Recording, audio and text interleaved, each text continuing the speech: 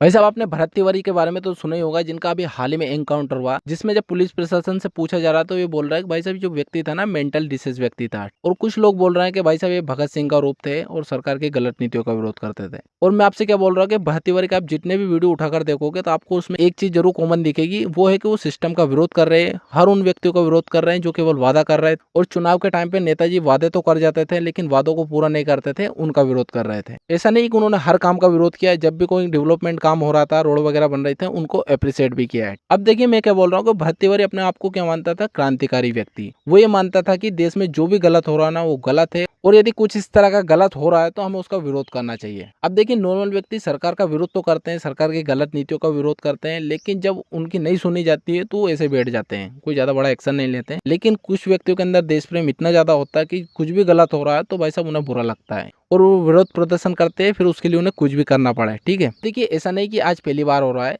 हमारा देश जब आजाद नहीं होता ना, उससे पहले भी दो तरह की विचारधारा चलती थी, अहिंसावादी और हिंसावादी, जिसको हम गरम दल और नरम दल के नाम से भी जानते हैं। अहिंसावादी में थे महात्मा गांधी जैसे लोग, जिनका मानना था कि भाई हम सरकार की गलत नीतियों का विरोध करेंगे, लेकिन उसके लिए हम हिंसा का रास्ता नहीं चुनेंगे, यानी कि हम हथियार वगैरह नहीं उठाएंगे, लेकिन सरकार की गलत नीतियों का विरोध जरूर करेंगे। दूसरी तरफ थे हिंसावादी, जिनका मानना था कि भाई साहब यदि सरकार की गलत नीतियों का विरोध करना है और सरकार को मनवाना है गलत नीतियों को वापस लेने के लिए, तो उसके लिए आपको हथियार तो उठाना ही पड़ेगा, यानी कि बहरे लोगों को सुनाने के लिए धमाका तो जरूरी करना पड़ेगा। इस तरह की उनकी सोच थी और उस सोच में आते थे भाई भगत सिंह जैसे लोग। अब मैं आपसे क्या पूछ रहा हूँ, यदि इस तरह की सोच रखने वाला भगत सिंह आज के टाइम पे यदि होते और सरकार की गलत नीतियों का कुछ इस तरह से विरोध कर, तो क्या आज भी वो जिंदा रह पाते? नहीं रह पाते। या तो उन्हें आतंकवादी देशद्रोही घोषित कर दिया जाता, या फिर उन्हें गोली मारकर इस तरह एनकाउंटर कर दिया जाता।